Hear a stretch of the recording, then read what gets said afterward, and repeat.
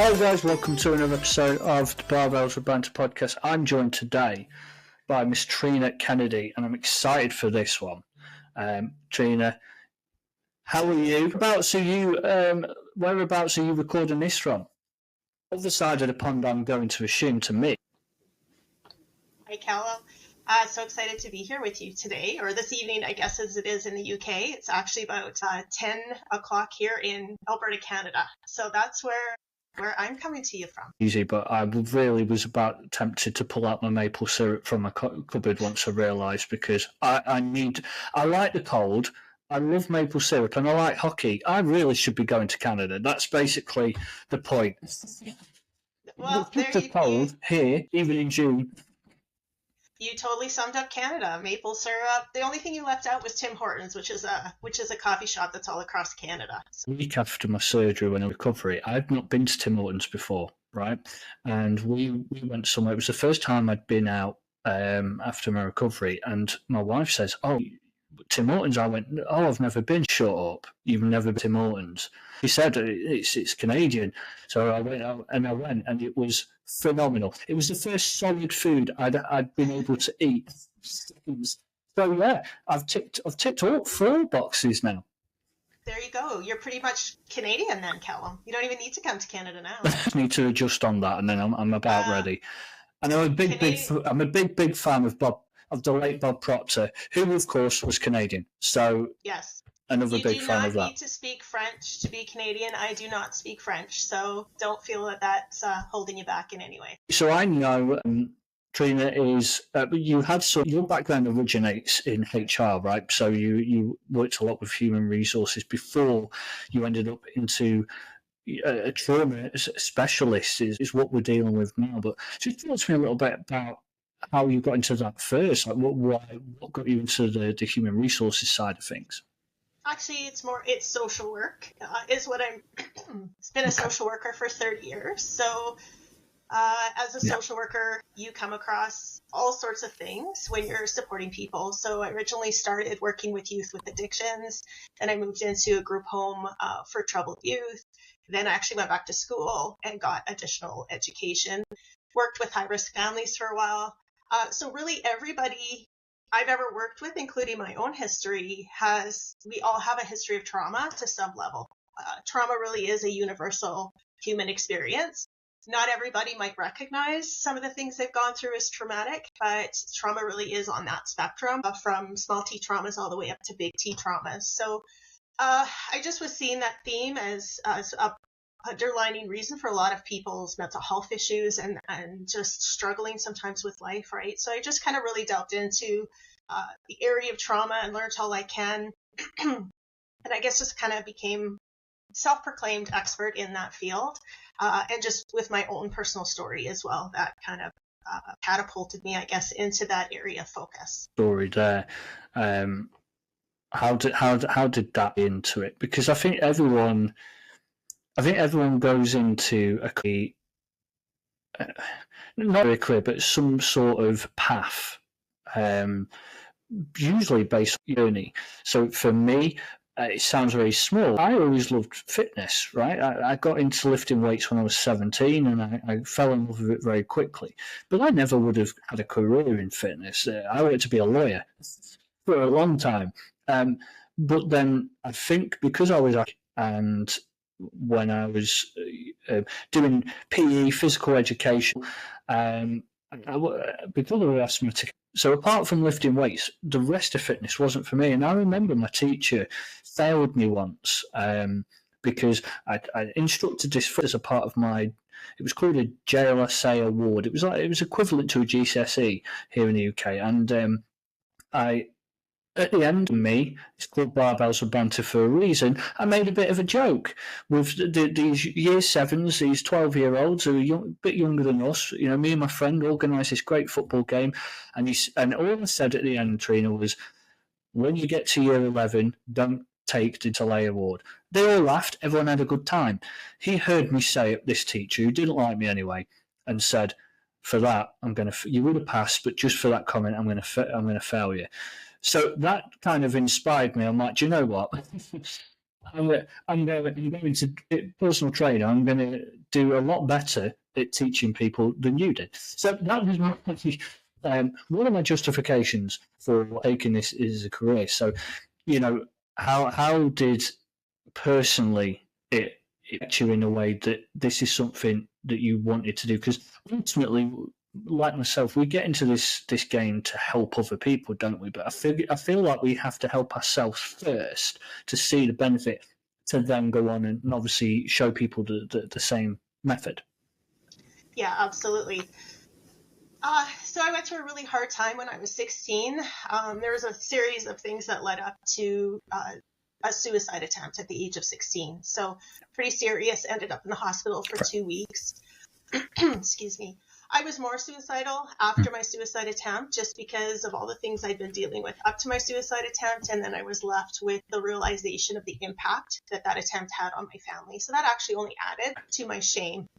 So I was probably for 6 to 9 months after my suicide attempt, which was in December, much more suicidal. I had a plan. I was going to make sure I was successful. You can even use a word like that to describe dying by suicide, but I had a plan. And my mom recognized that I was still struggling, thankfully. We didn't really talk about my suicide attempt. We didn't do emotions in my family. That was some of the challenges I think that led me to where I got to, if you don't have the opportunity to feel out loud in a safe space, those feelings don't go away. You carry those with you like big heavy rocks in a backpack, and your backpack only holds so much. So thankfully, my mom recognized I think I was struggling still. She got me into an amazing woman by the name of Joan Bailey. She was a psychologist. And for the first time with an adult, she made me feel seen, heard, understood, and empowered.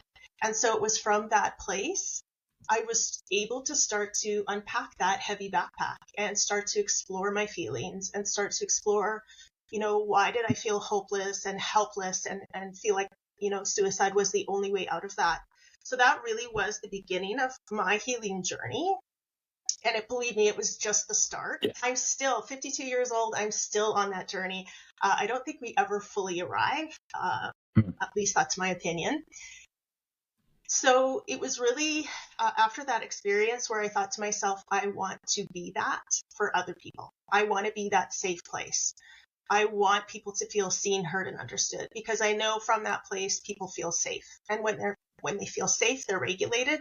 And when they're regulated, that's where healing starts. Yeah. People cannot heal from a place of dysregulation. And we are in a society that people are chronically in that state just from all the stressors that we are dealing with as a human race right now. So that was really the turning point for me where I knew I wanted to get into the human services field and be that. I actually started with my child and youth care diploma to work with high-risk youth. And then I moved into taking my social work, and then I ended up getting my degree in human services administration, which was more kind of leadership in human services, but then decided I didn't want to do that. I wanted to really focus more on that mental health and trauma-informed care aspect. I think I noticed you're a first aid instructor, and I'll be honest, I didn't know what that was for a while. It wasn't until one of my clients actually at my gym. He's a guy. He does it specifically for men's mental health, and he does do a lot of charity work stuff. And he spoke to me about it. We did like a check-in for his own fitness, his own weigh-in and stuff, and we got chatting about it. And I told him, I was diagnosed with eating disorder many years ago, and he got talking about come and do this mental first aid. And I was a bit unsure about that. Like, how does that mean? And when you think about it, it makes 100% sense. Yeah.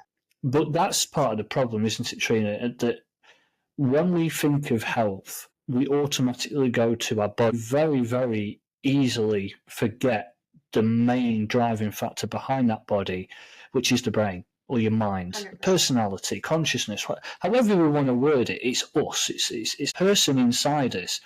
Isn't this flesh and bones that we're carrying, which ultimately does need looking after, of course, but the person inside, whatever some people want to refer to that as a soul, consciousness, doesn't really matter. The point is someone's inside our body, and that's the person that we need to look after. So I was quite, that was a new thing to me. And then restorative justice facilitator as well. And just talk to me a little bit about wider things, because I know it was new to me when I first heard about it, but for a lot of listeners, it may be a completely new ground for them. Oh my goodness, you're like bringing all my favorite things to talk about: mental health, trauma, and now restorative justice or restorative practice. So when I first heard about this, it struck me to my soul, who's now become one of my very dear friends, Diana. Actually, she was a stranger at the time, but she was speaking to us about restorative justice. It was the first time I had heard of it. And it just, like I said, it just, something in my soul was like, oh my God, this is what we're missing. In certainly Canada, I can't speak to any other country, but so restorative justice comes from Indigenous people. They've been doing this probably for as long as they've existed. Restorative justice is recognizing that when someone has caused harm, what we need to do as a community is bring them into community for that accountability piece. So we would bring the person who's caused harm, the person who has been harmed, we bring them into a circle. They've got their supports. The person who caused harm has their supports. Other community stakeholders would be present at that. And then we listen to the stories. We listen to the person who was harmed and how that impacted them. We listen to the person who caused the harm, because harm doesn't happen in a vacuum. There's always context. There's always story. And then collectively, it's decided what needs to happen to repair the harm, and we move forward. And so it's bringing everybody into community. It's still that accountability piece. And let me tell you, Callum, it takes courage to sit across from somebody who you caused harm and hear how that impacted them. It is such a powerful process. I call it circle magic. And I've been part of circles where, a youth who caused harm in terms of writing, racial slurs on the side of a mosque, all of a sudden be taken into the community of that mosque. It's incredible.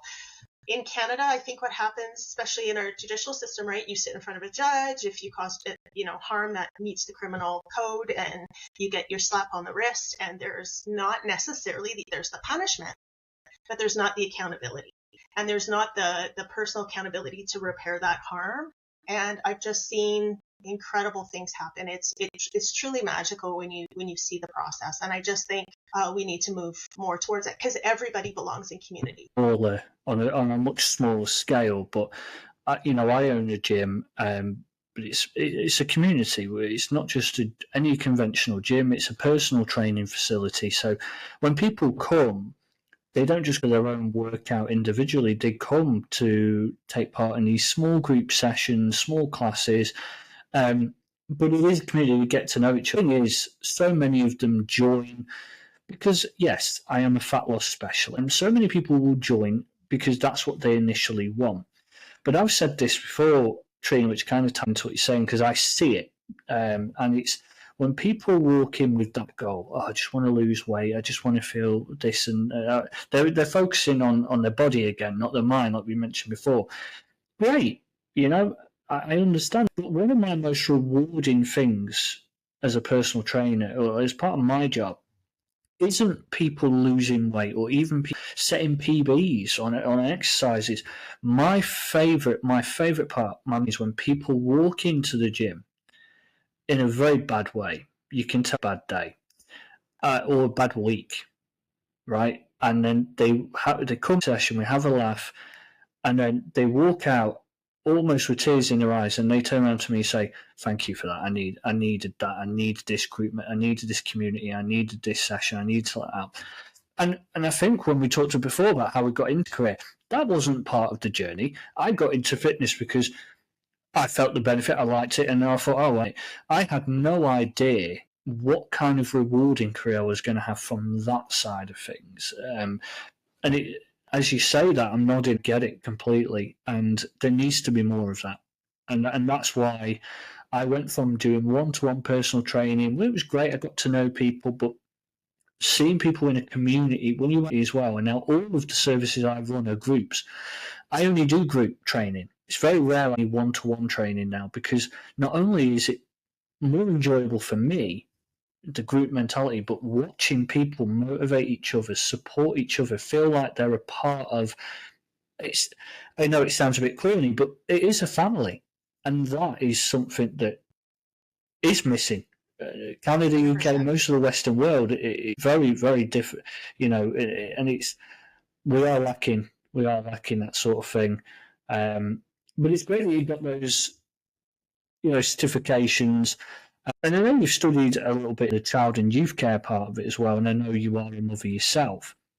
So how did that kind of tie into things? Taking your own trauma out of the situation is how have you found that you've had background in many different demographics, childcare and youths and stuff as well. And then, as you've just said, you've worked with many different cultures and different age range. Do you find that it all kind of ties into one, or have you had anything specifically that you feel was the most profound to you, that was really I hate to say the word calling, but the thing that sort of called you towards this is where I need to be? Yeah, I think just the need to want to make a difference. And yeah, I think originally it was that one-to-one, but the more I've done the work and the more experience I have, whether I'm talking in parenting or in my role as a social worker, it really is about community.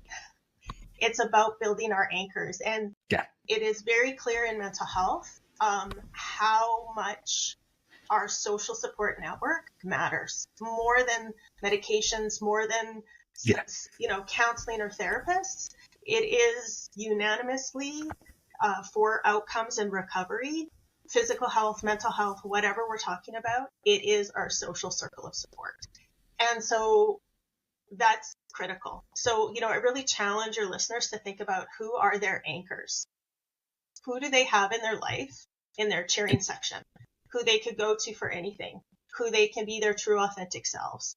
And we know if somebody has at least one, up to 5, ideally, that they're going to be more resilient. So there's a connection between resiliency and our social support network, and that spills over into our mental health, into our physical. You can't separate mental health and physical health. They are as intertwined as, a ball of yarn. So all of these fit together. So I think when I was raising my children, I understood that. And, it was really important to me for them to have those connections with grandparents and their aunties and, coaches or dance teachers. So really encouraging that. And, sometimes it was like, oh, I feel jealous, a little bit envious that, my child wants to spend time with, that adult. Don't they want? And then it was like, I'd reframe that and go, no, like they're building anchors. They have them. I knew the more adult supports and relationships they had in their life, the better they were going to do, the more resilient they were going to be. And, I think my husband and I did a pretty damn good job at raising 2 incredible, resilient, amazing human beings. And it wasn't just us, it was the whole community that came and helped us raise Taylor and Keaton. A post not too long ago, or it was a video. I can't remember who the guy on the video was, but it stuck with me. And it's basically, it said, if you want to half somebody's life, put them in isolation. I thought that was one of the powerful things I think I've ever heard in my life. And it immediately brought me to COVID and to lockdowns. And I watched my wife during that period. To me, I've always classed myself as a time, Trina, I was kind of, I'm an independent person. I like my own space. I'll thrive in this. Now looking back, I realise that wasn't a good thing. But at the time, it got me through it. And I watched my wife really struggle. I watched a lot of people struggle because I was working with clients at the time that suddenly had to. And I watched my wife in a really, really bad place because she was isolated. She couldn't go and get that. She's a social butterfly. She couldn't get that. Talking to her mum over the phone. We're talking about trauma, and I'm an open book. What also happened during lockdown, the Christmas of lockdown, is a week before Christmas of 2020. So just coming out of the first lockdown, about to go into the second one, I found out Well, I just knew. But I went and got my wife to take a test. And long and behold, 3 days later, she wakes me up in the morning, crying her eyes out because she was bleeding. And we both knew at that moment we weren't going to have a baby for much longer. At the same time that happened, we was back at work, but my business partner, God bless him, was on paternity leave to have his baby. So I had to then have all of my clients come into the gym whilst it was just me and only me. We didn't have any staff at the time because we were locked down. And I had to listen to every single client would say to me, oh, not long now, my business partner and his baby, who had a beautiful boy. And all while I knew what baby was dying.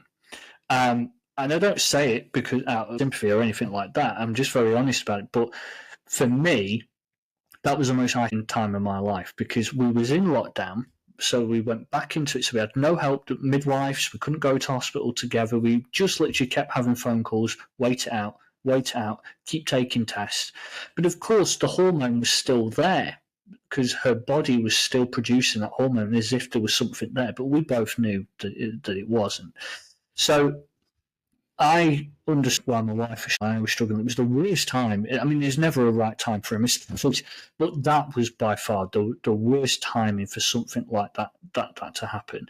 And I can openly talk about stuff like that now because we're talking about trauma, and that was a big one for me. But I persevered a fair few years to get over that, particularly when all my friends, my male friends, went on to have babies within that time frame. It felt like a bullet every single time. But one thing is during that whole time, one thing that I wished on is search for community during that time, because the difference between me and her is I kind of wear my feelings on my sleeve a little bit, whereas my wife is a little bit more reserved. And it goes for a lot of people listening to this as well. She tends to just hide it in a little bit. Whereas I did do, and very much like you said, but I wasn't aware of what I was doing, which I did call to my friends. I did talk about it. I did search for community, for family, and I think that's what helped me actually get through it. But my wife struggled a lot because she was quite reserved and she didn't do that.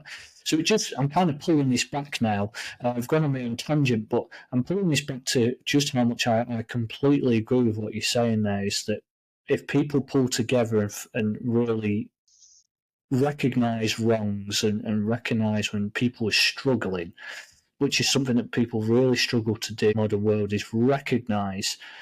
And that's one thing we were going to talk about as well, is the whole mental health thing still taboo in the Western world. It's all man up fear, that whole man up touch. We should be so past in 2024, but unfortunately we're not, are we? It's still there. We've still got that,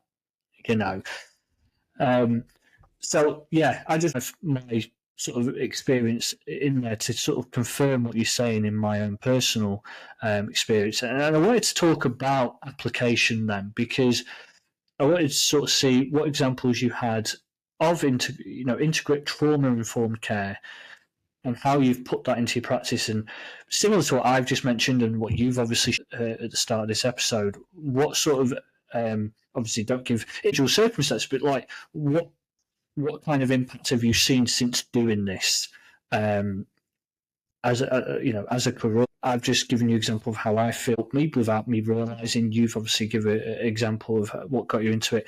But what do you see, like, when you're working with people? How do you see the changes? So the work I do with trauma-informed care and mental health is more in group settings, so around that education piece as opposed to one-on-one. But I still see lots of aha moments when I talk about what trauma is. And, it's those big life situations where you might die. Those are those big T traumas, but more those little T traumas, death by 1,000 little cuts. Not every little cut needs to be traumatic. So in order for it to be a psychological wound, and by the way, wound is Latin for injury, trauma is Latin for wound. So if we've got a wound, for that wound to heal, we need to have someone we trust. that can hold a safe space, that helps us feel seen, heard, and understood to finish our distress loop. Okay, so in that context of that relationship, we need to be able to name it to tame it. So name the emotion, feel it to heal it. Where do we feel that emotion without judgment? Notice where it is in our body so that it can pass through, and we need to share it to bear it, which is the community piece, which it sounds like, Callum, you do that quite well, because you don't have maybe as much baggage around why it's not safe to share that. I struggled with the share it to bear it because of my armor. As a child, we didn't do emotions in my family. So that taught me that my feelings weren't valid. I had to figure it out on my own, and that became my armor, right? And I carried that into adulthood. It protected me as a child and a youth. It no longer serves us as an adult. I had to learn to set that armor down, which is complete vulnerability. And we all, to some level, fear being judged. And that is the number one barrier to people reaching out for help, is that fear of judgment. Nobody likes it, yet we all do it.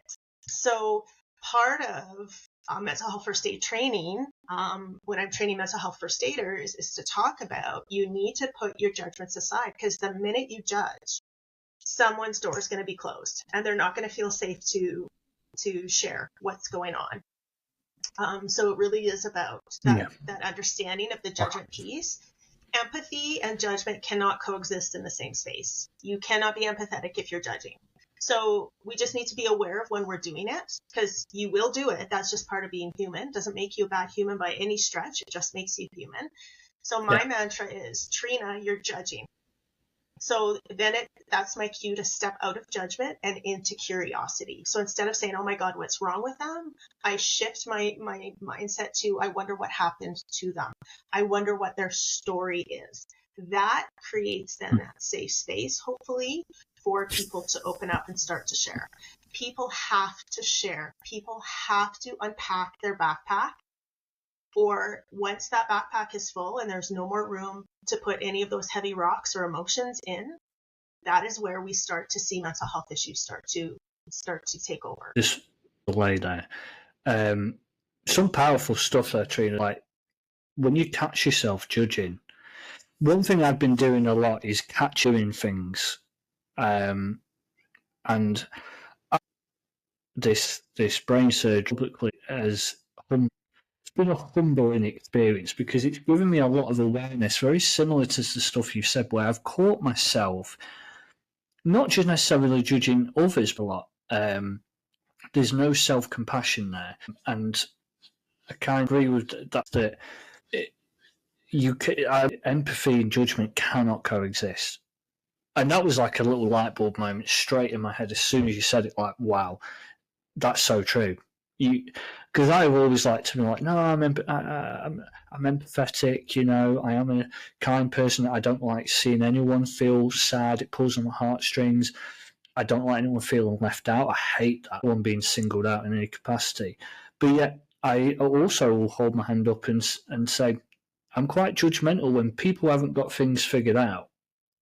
I'll judge them just because I have. And I think a lot of it is, I didn't have the best childhood, and I've grown up with it, especially when, you didn't have the childhood I had. How are you not getting on with this and stuff? And I think that's carried on into my head. And once this near-death experience happened to me, it basically humbled me a lot. And I've still got a lot to work on, Trina, but I think that's the start, isn't it? And I imagine that's what you come across a lot when you have, I guess, people you work with, even those light bulb moments, those aha moments.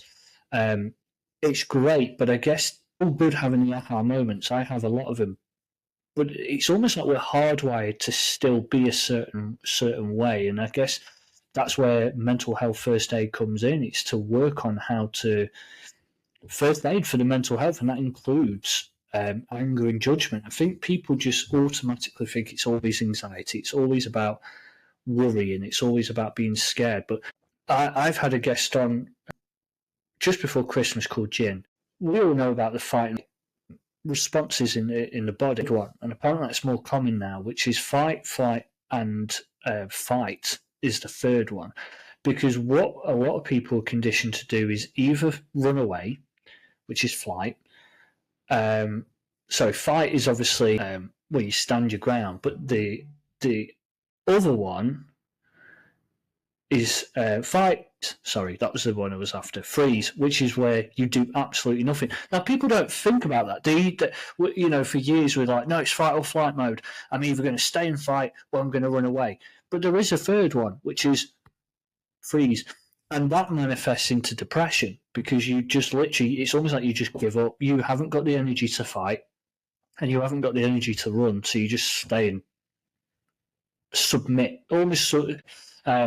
And I think that can manifest so that's what I mean from my experience of what I've read about with correct me if I'm wrong, with mental first aid, is it's more than just someone being anxious or someone being upset or scared, frightened. That actually it extends to many emotions, and that anger, that includes sort of, like we just talked about, judgment.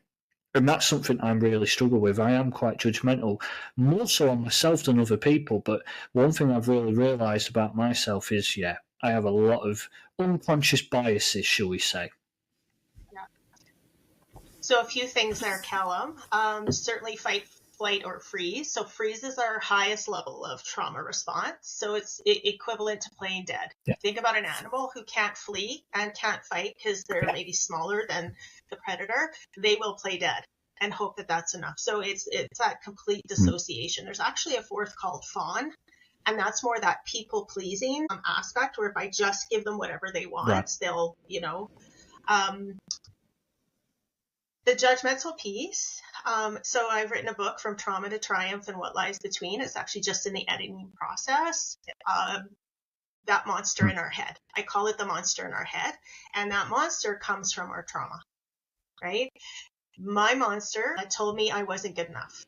My monster told me I couldn't trust people. My monster told me don't write a book because you don't have anything to say that anybody would want to hear. Right? That's the monster in our head, and that absolutely comes from our trauma.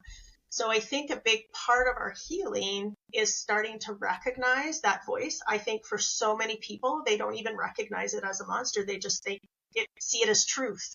And our monster will lie to us. Our monster actually tells us lies in hopes that we don't take risk. It's really trying to protect us. If you start to think about it that way. And when you start to understand it that way, that monster starts to lose its power, right? Now I acknowledge it and I go, okay, I hear you. Thank you for wanting to keep me safe, but I got this. We'll figure it out. So now my monster rides shotgun. It doesn't drive my car. I drive my car. But it still will show. Brilliant. It will still have a voice. And I just acknowledge it. I say, I hear you. I see you there. But I got this. We got this, right? And so I see it more as self-preservation. And that just tells me I'm on the right track, because we should do things that scare us, right? We grow when we're outside of that comfort zone, but our monster doesn't want us to go there because it's scary and it's unfamiliar and it believes there's lots of risk there. So that judgment of ourselves, we are our own worst critic, 100%, but it comes from that monster, which comes from our trauma. So I think once people start to understand and challenge yourself, and when we're triggered, that's actually our greatest teacher, because that tells us there's still a wound there that needs to be healed. So before, when I was triggered, I would become very reactive and very passive aggressive, because that was a flight response, because I learned I couldn't openly talk about my feelings safely, because we didn't do that in my family growing up. So I would be this passive aggressive, right, approach to tell my husband I was upset with him, as opposed to just saying, hey, I'm really upset by what happened, because that was my flight response. So all of these things are connected to our history. And I think once people start to, that self-awareness piece is the first part. We can't change what we don't acknowledge. We can't heal what we don't even know exists in terms of still open wounds. So it's certainly all connected, and it's all still part of the process. Before, one of the monster in your head would say to you, you're going to write a book that no one's ever going to want to read. And it's like, as you've been doing this, you've been enjoying that writing process. How's that been for you in your own personal battles with your monster, actually writing this stuff down. And because I know, for me, Trina, I'm good at giving advice, but I'm very bad for taking my own advice. And I think that goes for most people, right? And, yes, I am a fitness professional, but I'm a counsellor for a lot of my clients online and in person. And like I said before, I've read The Secret. I've followed her for a very long time, and I know all this stuff. I've followed a lot of philosophies. I'm a science guy. I am a guy, but I am very, very in the mindset of that our brain is so much more powerful. Our mind is so much more powerful than we're taught or we agree with. So, how did you battle against that monster that's telling you don't write this book? But then, as you've been going through this writing process, how's that? What's that voice? I know you said before it's riding shotgun. Has the writing process helped you with that to sort of go, do you know what? People are going to read this book. It's going to help a lot of people. This writing process was not easy. It was probably in the top 3 hardest things I've done in my life. I've done lots of physically hard things. This was definitely emotionally and mentally hard to do. And I've done a lot of my healing, and that's why I thought I was to a place where I'm ready to write this book. And I've wanted to write a book for probably 2 decades, right? But that monster was just too loud, and I actually wasn't sure what I wanted to write about. Then when it came to me actually hiking with my husband, it was just like this immediate, Trina, it's time to write your book. And then boom, like I moved really quickly into getting things into place and starting to write my book. And probably about 16 months later, now it's finished in the editing process. That monster was still there. But then I actually just would listen to it and go, okay, so I just need to put it down and walk away and process, right? Because it was almost an indication to me things were just getting too overwhelming. So there was lots of points I had to kind of just walk away, regroup, reset, and then go back and write again. So I use it now as an indication that things are getting overwhelming. And instead of judging it, I just take it as a message, right? That I'm needing something, and we'll decide what it is I'm needing. Am I just needing to sit and process? Because the writing process brought up a lot of stuff. And the other challenge of writing this book, Callum, was there's people on the other side of my story. I have 2 incredibly loving, amazing parents that did the absolute best they could do with the tools they had to work with. I didn't want to hurt them in telling my story, but I also needed to tell my story. So that was probably the hardest part, was finding that balance of not wanting to shame or blame or embarrass or any of that. That was so not my intent. But their actions, because of their trauma that was handed down from their family, caused injury. And we have to start talking about these stories so we can heal generations to come. So it was such a process. It was such a process for many things. Like I learned so much. I made connections I hadn't even made yet. My family members actually haven't read the book. I'm waiting for the first edit to come out, and then they'll get a copy. So I'm actually quite nervous to see where it lands with them, and want conversations. If there's something they're not comfortable with, I have no problem kind of revamping. And it was hard too. It's like, what's my story to tell? What's not?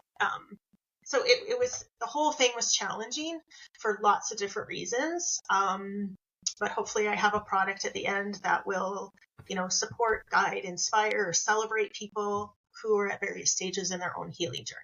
What do you think the future looks like as far as mental health and trauma-informed care is concerned over the next sort of decade? What direction do you think it's going in at the moment? Because there's a lot of awareness about it, definitely now. And even here in the UK, the NHS a lot harder now on the mental health side.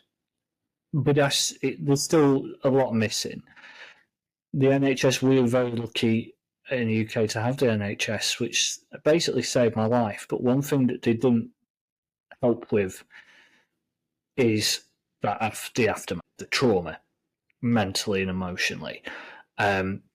Which has led me to go looking, reading, and I do a lot of journaling, meditation and stuff, but that's because I've equipped myself with those tools.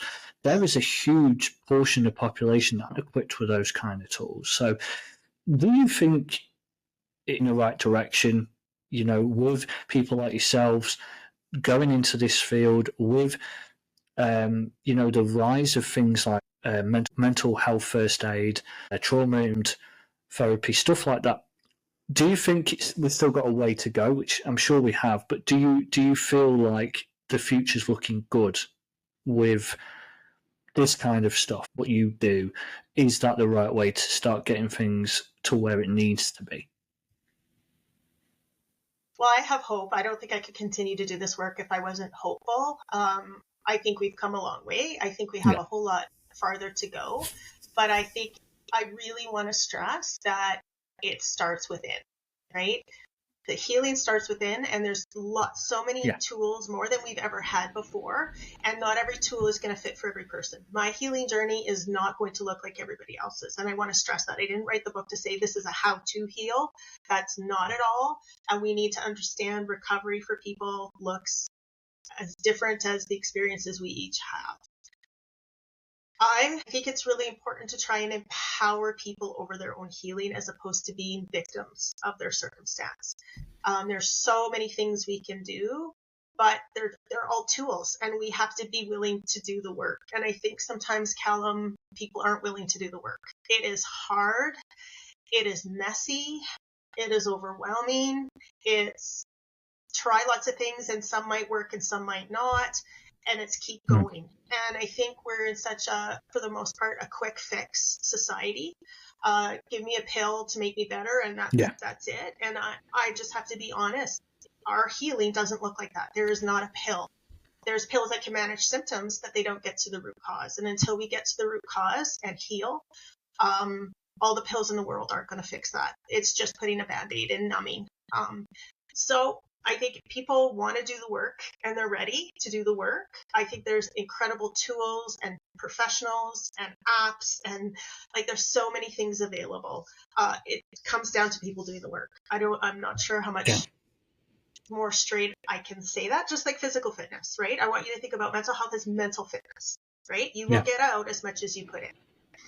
And for my physical fitness, I like to run on the treadmill, and I like to go to Orange Theory, which is high intensity workout. That might not be for someone else, and that's okay. For someone else, that might be just dancing in their kitchen, right? Or going for a brisk walk. It's so different. Our mental fitness and our physical fitness is individual, but we have to be empowered, and we have to figure out what works, and you have to do the work. I chose this topic in my Shape with Sully group, my online group, this month, is because every now and then I to mindset. Even though people want to have physical health, they want to focus on their physical body, their strength even, and people want to look and feel good, get fitter, healthier, lose body fat, etc. I always say every 3 months I bring it back to mindset as the content of the month, because I feel like it needs that refresh. We always have to bring it back to, you said before, mental fitness and physical fitness, there's no difference. They need each other. And likewise, when where people have come into my gym, I've seen it in such a short time frame and completely lift their mood because their physical fitness has aided their mental fitness. In the same way that mental fitness can damage and harm physical fitness. Stress is not good. Anxiety is not good. And you monster in your head. I've tried to turn it around a different way when I've tried to support my wife with anxiety, because I've had anxiety a long time. But the way I've tried to do it, Trina, is similar. But instead of calling it a monster, I tried to flip it around. I went through a period of my life where I'm like, do you know what? I'm trying to look at anxiety as almost a protector, almost as if it's trying to that there's a danger, even if there probably isn't. And sometimes that's where the subconscious mind is in attack mode. But I found that just changing mindset for me, because it is a monster, but I tried to find a way of going, do you know what? Actually, anxiety, my nervous system, my body's way of letting me know something, and you need to change it because you're harming us. And when I say us, mentally and physically, it's that the body is one big connection. And I personally found just changing something so small, like how I look at anxiety, rather than thinking, "Oh my God, I've got anxiety. It's the worst thing in the world. It's debilitating," which it is. I turned it around a good year or two ago, and I started really practicing gratitude and journaling. I was doing that a lot, and that massively turned everything around for me. And I genuinely believe I wouldn't have got through what I just went through this year without that practice in mind of just turning it around and using gratitude to, I don't want to say defeat anxiety, but using gratitude to turn how I look at it around and go, do you know what? Anxiety is here. Yes, it hurts me. Yes, it makes me weaker, like it does most people. But I start to look and go, but it's protecting me. It's trying. It's just not doing the best job. And I don't know what your thoughts are on that, Trina, personally, how I've started to try and turn it around. As I guess that's kind of a form of first aid on my mental health, just without knowing about it. 100%. I agree 100%. And that's what I'm trying. That's what these ladies in here to do as well. Yeah, absolutely. Excuse me. And pardon me.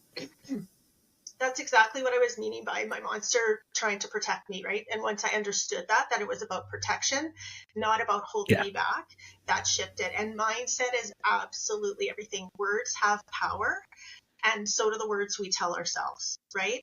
So just one little example of the power of mindset. When my kids left home, moved on, because that's, what's supposed to happen, it was an incredibly difficult time. And so I would say, oh, I'm an empty nester. And then finally I'm like, no, I'm not going to say that anymore. I am a successful bird launcher. So just that shift, right, changes the vibration in myself, right? Releases dopamine instead of stress hormones. That's the power of gratitude, right? Is that dopamine hit that we get, which actually is that feel good, right, hormone that we all like.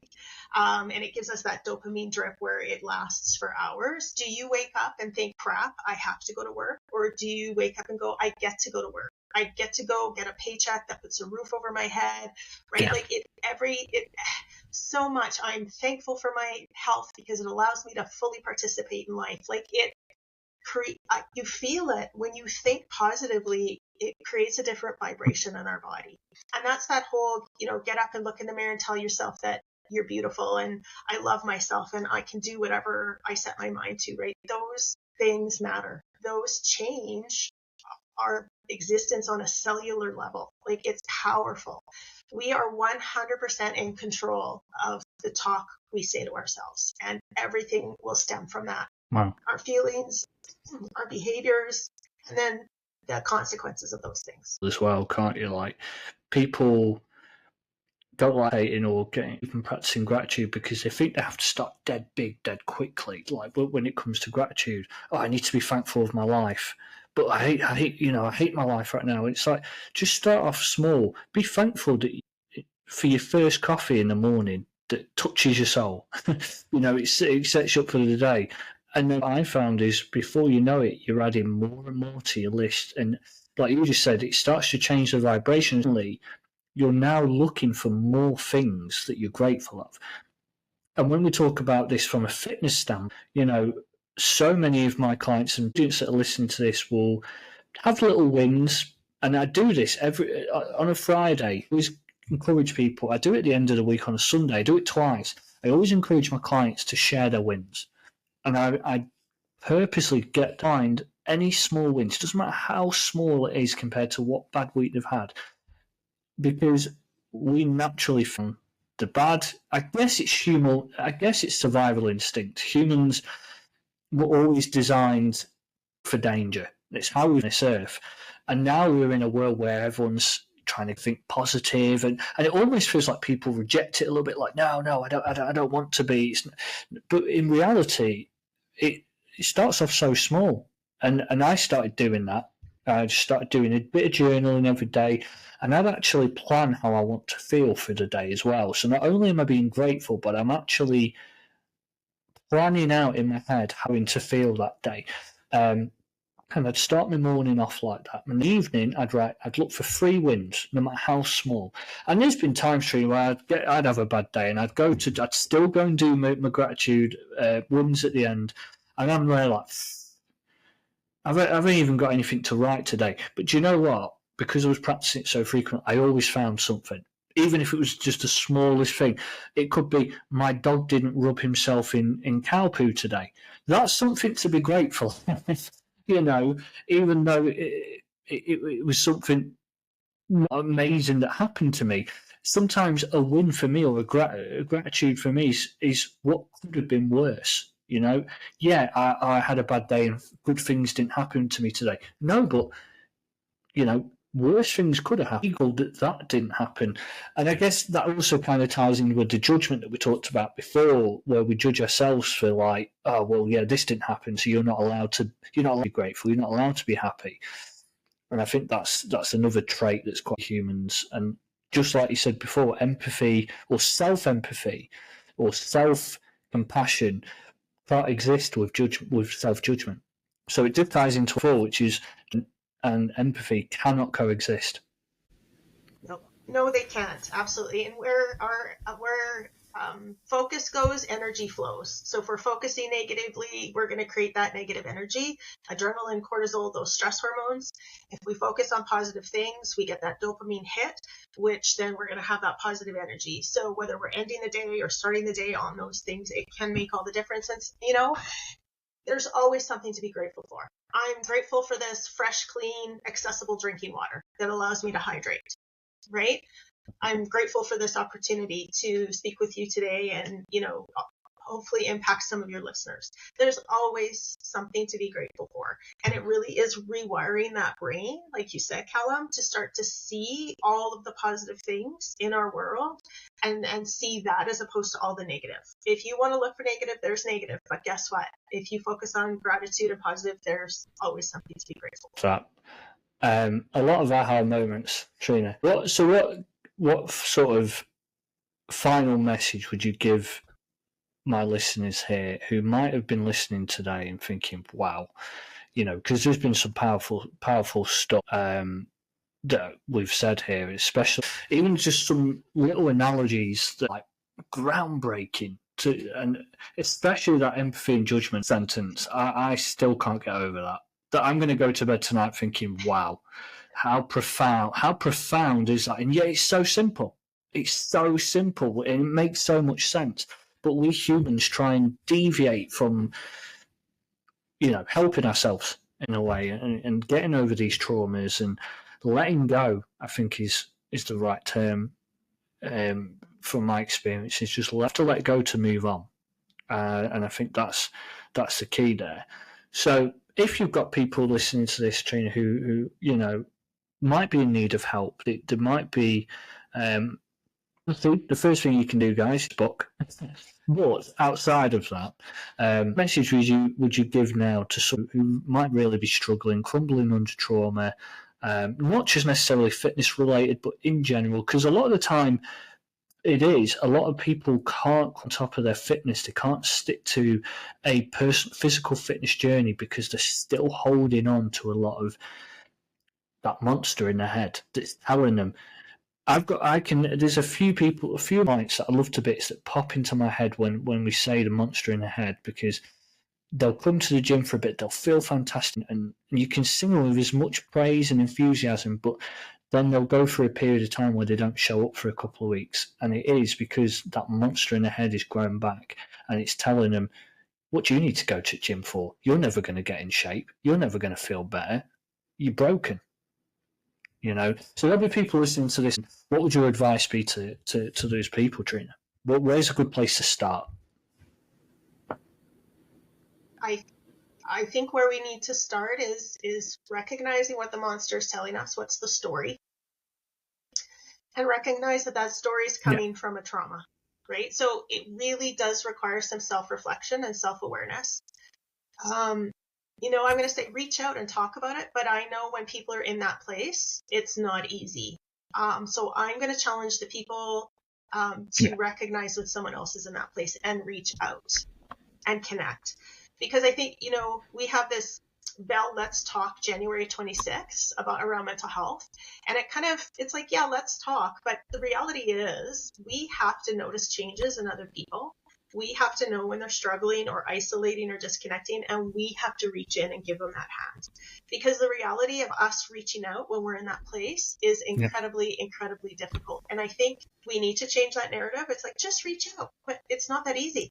It is not that easy when you're in that place. So notice when somebody else is in that place and reach that hand in and said, hey, I've noticed you're not yourself. Is everything okay? I want to help. And then if you're in that place and there's a hand coming in, like Joan was to me in the dark, grab it, right? Grab it. You are worth it. Yeah. That monster in your head is telling you lies. It is not telling you truth. It's coming from a good place. It's wanting to protect you, but it's holding you back. Healing is possible. There's lots of resources. And again, I know reach out. It's just, it doesn't feel right to say that because I know when I was in that dark place, it wasn't that easy. I needed to wait for somebody to reach in.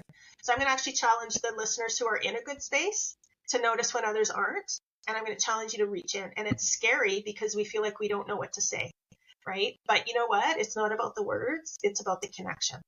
And we can be empathetic without having the right words. Yeah. We get in our head about, what if I say the wrong thing? It's about connection. Connection's a feeling.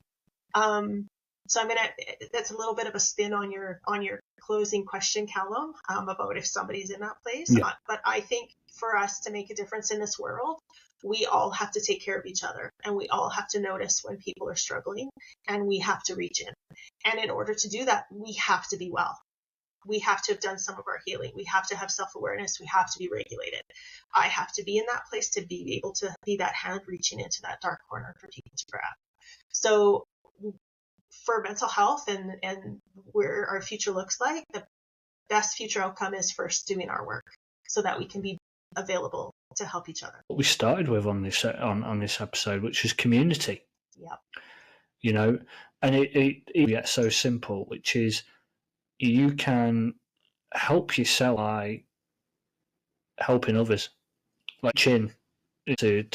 because I guess when you reach in and you surround yourself with people that might be struggling like yourself, whether that be health and fitness, whether that be relationships, whether that be work, whatever it is, it's funny you say it because to me now, Trina, that you're mentioning, and it's like, wow, some of the, even down to like groups, but after my diagnosis, and I got so much help from them. And even though these were just strangers on the internet, but these were strangers on the internet who were reaching in and that was something that I wanted to do. That's why I've been so public on my page and why I'm awareness. It's nothing to do with attention. It's done. For me, I actually enjoyed that whole process from my diagnosis to my surgery, reaching in and people reaching out to me who've been through what I've been through. And I enjoy now giving advice. It might be at that stage, or I wouldn't wish anyone to have a tumour in any way, but I want to let it be known with awareness that, listen, it can be done, and there's people around that can speak to and guide you through the way. And the same can be said with health and fitness, said with trauma, family trauma, emotional abuse, physical abuse. No matter what it is, there's always someone who has been there who can help. And I feel like that's the greatest story of this, isn't it? Which is community.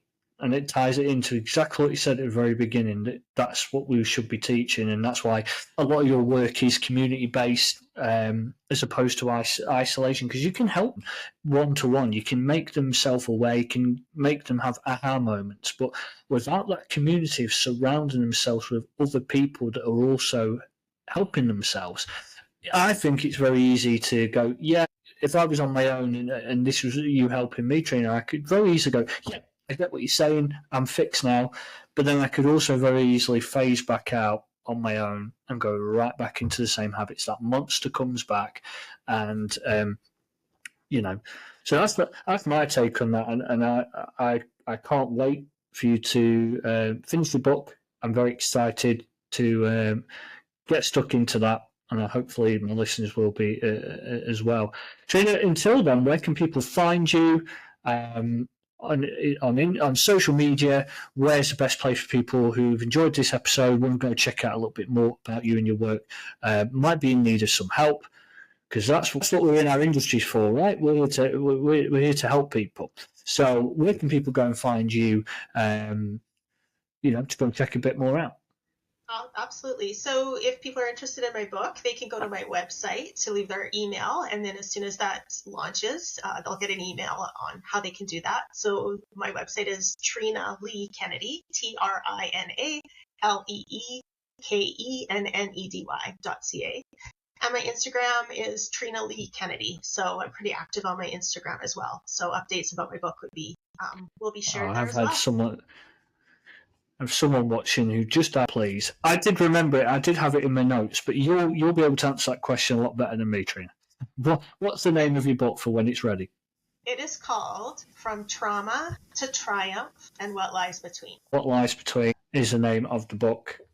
So make sure to go and check that, or to go and get your name down, so that when that book is ready, you'll be the first to know. It will be launching October 17th. And then people can just go and follow Trina. Yeah. So Instagram, Facebook, it's just Trina, is it? Instagram, it's Trina Lee Kennedy. Facebook, it's Trina L. Kennedy. Sorry, yeah. Perfect. If people went to this platform, or would it be better through email? If they want to email me, they can go through my website. If they want to send me a DM, I would love to hear from them and start a conversation. Yeah. It's all about the conversations and connection. Very powerful. I've thoroughly enjoyed the aha moment to me whilst listening, and hopefully aha moments that have come to the listeners and my clients that are in the group as well. Got people saying thanks, Trina, in the group that we're on. And if you're listening to this back on podcast, guys, on Spotify, YouTube, feel free to send me an email. I can forward any questions over to Trina. She can reach out. Go and follow her and reach out to you, we just mentioned. Trina, thanks very much for coming on. Been a great conversation, and I very much look forward to your book when it's ready. And I'm sure your head was completely wrong, and you've written an absolute bestseller. Awesome, Callum. Thank you so much. And thank you for bringing, light to such important topics. It's the conversations that are going to start to change the narrative. So thank you for all the work you do as well. Yes, about what was going to happen, what it looked like over the next decade. I think people doing what we've done today, writing it, talking about it, acknowledging it, simplifying it in a way.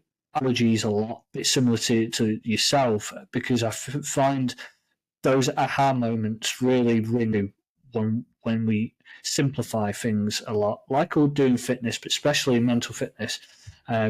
So I think people doing exactly what you're doing is really making a massive, massive help. And I look forward to seeing more of it, and I look forward to more and more people doing it, more and more people talking and opening up about mental health, opening up about trauma. I've been doing it on my social media, been doing it, and you've been helping other people. So for anyone listening, by the way, before, let people reach in, but reach in yourself, because the community finds the people that have been through what you've been through, and it'll work. Awesome. Thanks, Alan. No problem. All right, Trina, thanks very much for coming on. It's been a pleasure, and take care.